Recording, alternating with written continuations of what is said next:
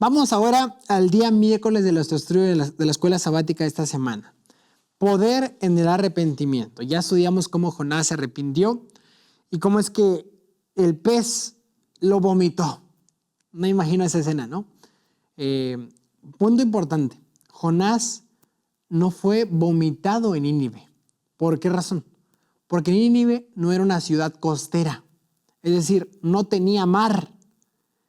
Jonás fue vomitado en algún otro lugar y tuvo que caminar 800 kilómetros nuevamente para llegar a Nínive. Entonces, le mencionamos al principio de la lección, ¿no?, una meditación interesante de que a veces cuando tú decides tu propio camino, pagas el precio.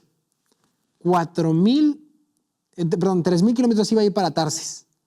Gastó dinero, gastó tiempo, gastó energías. ¿Ok? Y volver a Dios nunca es fácil. Nunca es fácil. A veces te cuesta el doble de trabajo.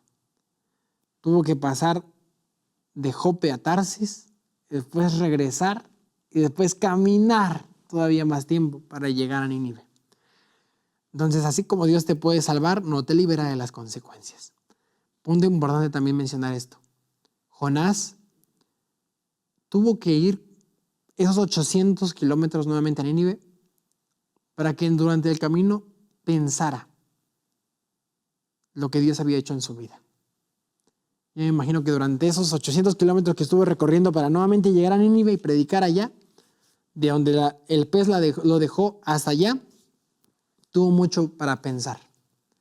Y capaz su mente fue inundada con pensamientos de decir, no es bueno que vayas, no es bueno que vayas, no es bueno que... Regrésate, no te van a hacer caso, no te van a poner atención allá, Nínive, mejor regrésate. Pero Nínive fue recibida por un mensaje impresionante de este profeta. Jonás no dejó que esas voces tuvieran influencia en su mente, decidió caminar y seguir con su misión hasta llegar a aquella nación. Eso nos muestra algo bien interesante, ¿no? Dios no obliga a nadie. A pesar de que trajo a la ballena, no, al gran pez y tiró a Jonás allí en la costa, Dios no lo obligó a ir a Nínive. Él tenía aún la decisión. En esos 800 kilómetros de tomar un camino diferente, pero gracias a Dios que Jonás aprendió con un pez que era mejor seguir la voluntad de Dios. ¿Qué pasó? Dice así: para obedecer a Dios, ¿qué revela la valentía que Jonás necesitaba ahora? Jonás capítulo 3, versículo 4. Dice así: y comenzó Jonás a entrar por la ciudad camino de un día y predicaba diciendo, de aquí a 40 días Nínive será destruida.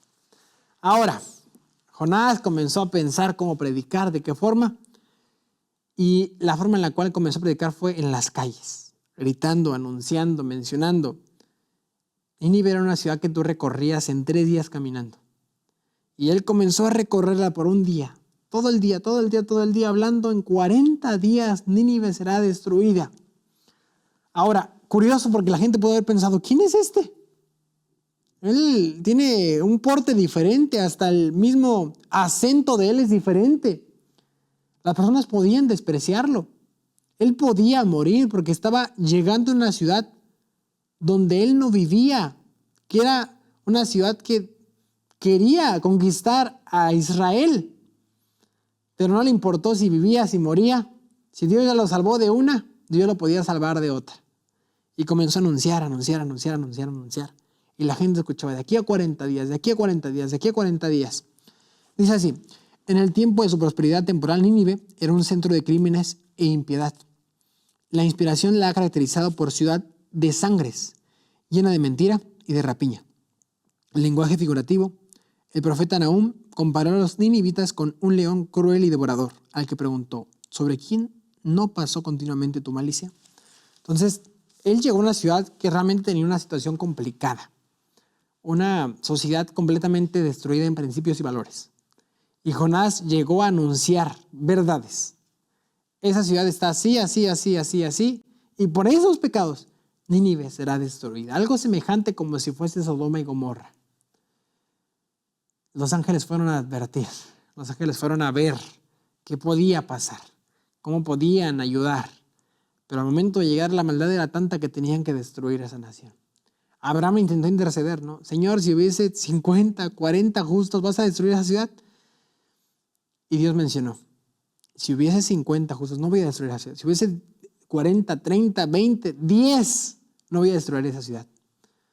Dios mandó a Nínive, a Jonás, porque sabía Dios que en esa ciudad llena de pecados había personas con corazones sinceros. Así como Jonás había recibido una segunda oportunidad, Nínive como nación también la recibiría.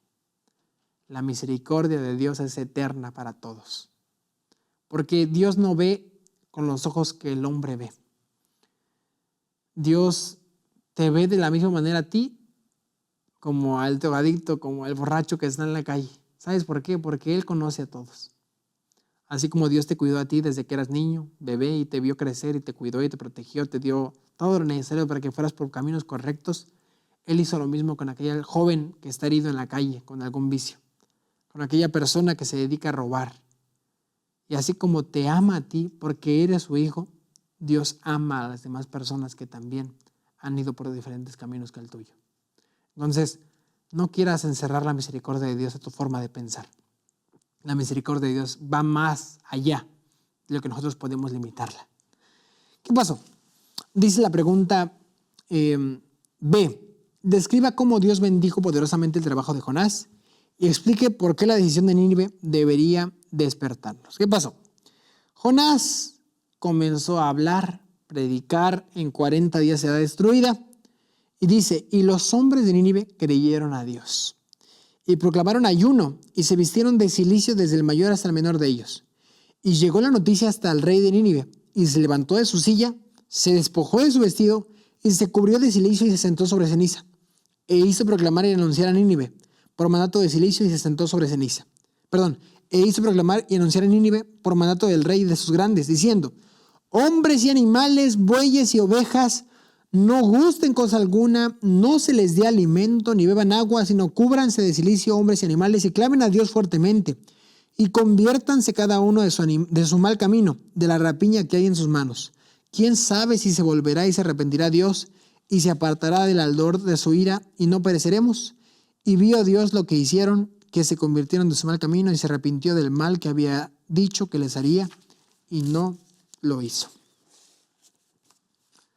A pesar de la maldad de Nínive, el corazón de muchos se conmovió. ¡Wow! El poder que tu influencia puede tener, a pesar de tu maldad. Cuando Dios te llama a invitar a otra persona en un llamado de amor y de misericordia, no pienses que no vas a dar resultado, que no va a tener fruto. El trabajo que para Jonás era imposible hacer, para Dios fue posible. El trabajo que Jonás rechazó porque veía muy complicado, Dios le mostró que con un trabajo fiel y con un corazón acompañado por Dios se pueden hacer muchas cosas. Entonces, el resultado fue impresionante. Nunca en la historia de Israel se vio un acto de humillación como el que tuvo Nínive. Todos se vistieron de cilicio, una forma de luto, una vestimenta de tristeza, de sufrimiento, de arrepentimiento. Pero no solamente eso, sino todos en Nínive ayunaron. Hasta los mismos animales. Es impresionante esto. Nunca en la historia de Israel un pueblo hizo un ayuno así como Nínive lo hizo. Nunca. Donde los animales y los hombres durante todo el día estuvieran con un corazón arrepentido ante Dios. Y cuando Dios vio esto, Dios fue misericordioso con Nínive. Y Dios no destruyó a ellos. Ese es el valor de un mensaje hablado, predicado, vivido.